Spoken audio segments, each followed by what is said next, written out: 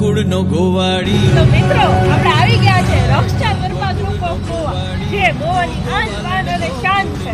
તો ચલો આપણે તેના ગોવા જઈને મેટ્રોન કરતા રિવ્યુઝ લેશું અને પૂછશું કે ક્લાસીસ કેવા ચાલે છે. બધા ખબર જ છે બેસ્ટ ક્લાસ. હાલને રમીએ રાસ ગોરી જામી રમઝટ રાસની.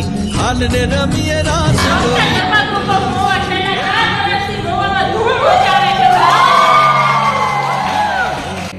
તો તમને કેવું લાગી રહ્યું છે ગરબામાં આવીને અમને બહુ જ મજા આવી છે. બાકી ઉપર જતા પણ અમને લોકોને એ ખ્યાલ આવ્યો કે કઈ રીતના હાથના વળાંક લેવાના, પછી સ્ટેપ મોઢાના એક્સપ્રેશન કઈ રીતના, બધા નવા નવા સ્ટેપ શીખવા મળે અમને લોકોને.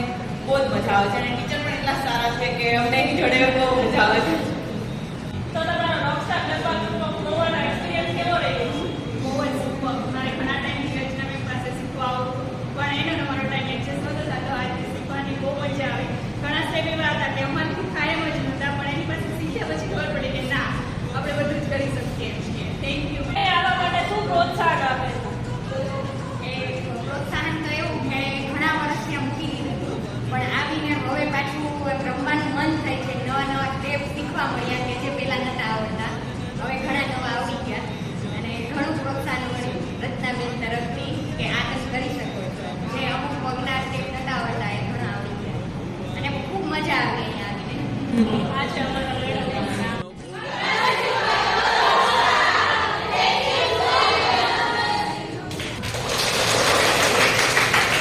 ને હવે આપણે જોઈએ રચના મેમના સેકન્ડ બેચને જોશ. So let's see. હાલને રમીએ રાસ ગોરી જામી રમઝટ રાસની. હાલને એક્સપિરિયન્સ અમારા રચના મેમના ગરબા ક્લાસીસમાં શું થયો એ જરા અમને કહેશો? Sure, she is an amazing choreographer. She is an amazing teacher for us. એનું રીઝન એવું છે કે રચનાબેન છે ને બહુ મસ્ત રીતે શીખવાડે છે. મેં એવા સ્ટુડન્ટ જોયા છે કે જેને ખાલી આમ ગુજરાતી ખાલી આમ ફેસ લેતા ના આવડતું હોય એને રોઢિયાને બધા ક્લાસીસ કરાવીને બધા વ્યવસ્થિત એક્સપ્લેન કરીને શીખવાડ્યું છે. બીજું અમે 5-6 વર્ષથી આવ્યા છીએ તો કોઈકને એવું લાગે કે હું દર વર્ષે એના ગરબા શીખ્યા કરું છું, પણ ખરેખર કહું ને તો દર વર્ષે નવું જ શીખીએ છીએ.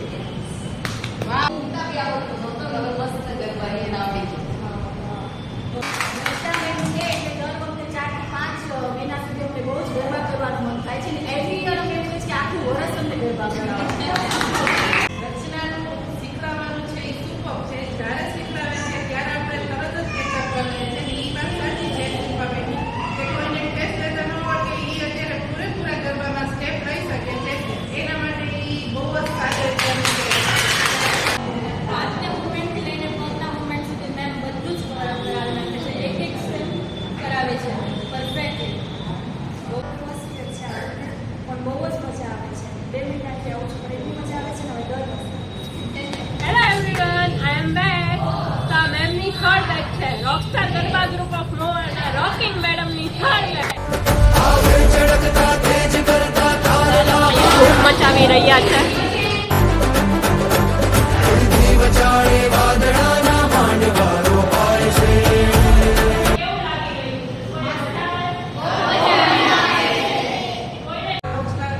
ગરબા ક્લાસીસમાં આવું છું પણ મને ખૂબ જ મજા આવે છે. એને શીખવાડવાની રીત પણ એકદમ સરળ છે અને એ શીખવાડેલો નેચર બી બહુ સારો છે અને એના સ્ટેપ મને બધા સરળતાથી આવડી જાય છે.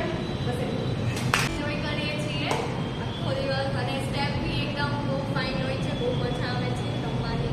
થોડા સ્ટ્રિક્ટ છે પણ સારું છે.